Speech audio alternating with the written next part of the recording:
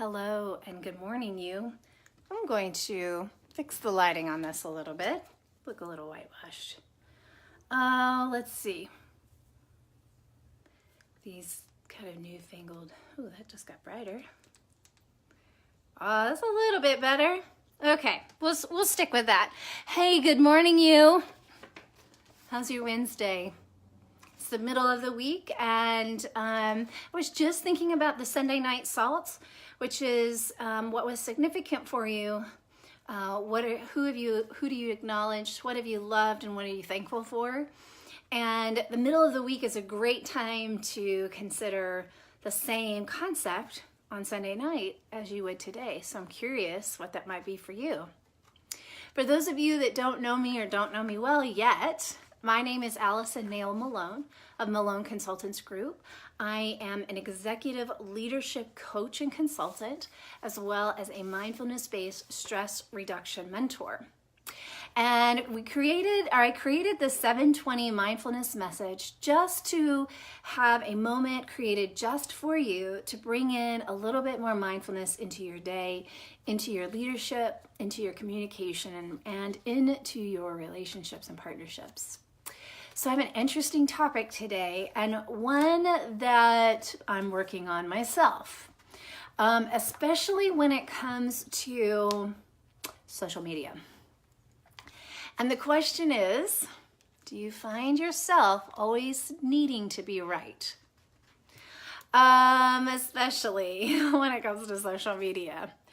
And if you think that you always have to be right, I can bet that there are some relationships that affects.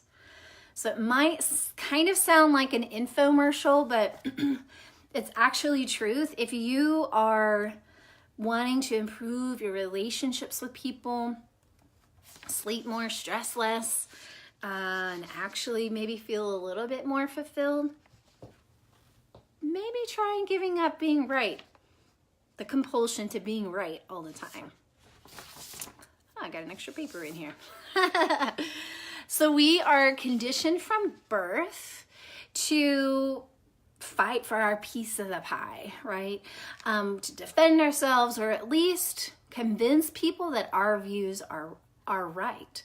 We do it with our families, we do it with school, we do it with work, we do it with social media, sometimes at social gatherings. Hey, Juan, good morning.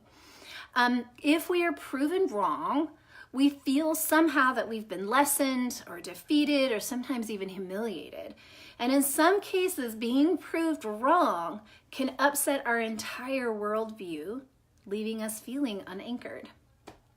The problem is that we come with the necessary equipment to fall into always being right trap. And so, opinions are kind of like belly buttons. We all have one. And if we so have all the necessary ingredients, also to kind of breed disagreement, conflict, and resentment. So Eckhart Tolle goes as far as to describe the need to always be right as a form of violence. In its mildest, it's inflexibility. Good morning, Nate. At its height, it maintains dominance. The compulsion to inflict our opinions of the world on others tends to originate in fear, and it's actually the opposite of humility and compassion. And sometimes we believe if we just keep banging away until someone flinches and accepts my point of view, then there's probably some relationships that we're not real happy with in that current state, right? And so if you are still listening or still watching this, I'd be willing to bet that there is probably at least one relationship in your life that's not working for you because of the need to always be right. Now, recently, I had the same experience with someone on social media, and that was a really tough thing because there's always this fine balance because we feel really protected behind social media when we express opinions. But here's the thing, acceptance is not a form of weakness. Acceptance is not the same as weakness. On the contrary, acknowledgement and acceptance of a differing worldview is actually a powerful act of understanding, of self-confidence, and compassion. So here's just a couple of tips to bring in a little bit more mindfulness when we feel the compulsion to be right. Now, before I go into those simple tips, this is a side note. This does not include holding people accountable, especially when we have to hold people accountable when there's a need to amplify the voices and lives of marginalized humans, right? I'm talking about the need to be right. And when we talk about these steps, you'll hear a little bit more what I mean by that. So number one is to start out simple, or to start out small. And what I mean by that is, in the next 24 hours, if there is an opinion that is differing than yours, try to exist in it without destroying it completely. You don't have to believe it. You don't have to give up your opinion. Just say, okay, I understand what you're saying, or that's a perspective I hadn't considered, or just listen and nod. And of course, if you're confronted with a position or opinion that is inhumane and violent in nature, you can absolutely acknowledge that you disagree without mounting an assault against it. And I still sometimes have to work through that. Number two, accept that there are a lot of people with a lot of opinions that you will never change.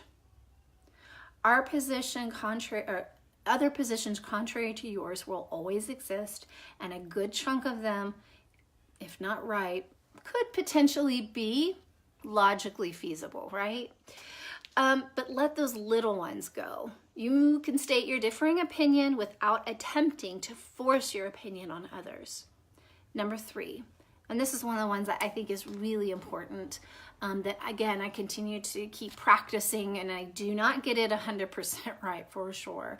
And that is practicing and prioritizing kindness and compassion over feeling right. There's so much more than converting the world to a limiting view. We all face challenges, we all have sorrow, and we all have pain. And yes, there are people who have more than their fair share. But all of our opinions typically are formed by our circumstances. Unless you've lived someone else's lives, you can never fully understand why he or she believes, or what he or she believes. Listening to the reasoning behind someone else's feelings can be revealing. It deepens your connection with that person and broadens your interpretation of the world around you. Number four, look for an opportunity to change your opinion if necessary. In a situation where your opinion does differ, tell them that you're open to hearing their view, especially if they can provide good rationale behind it and it's logical. It still may not change your mind, but you can still respond that you understand their opinion without accepting their view as your own.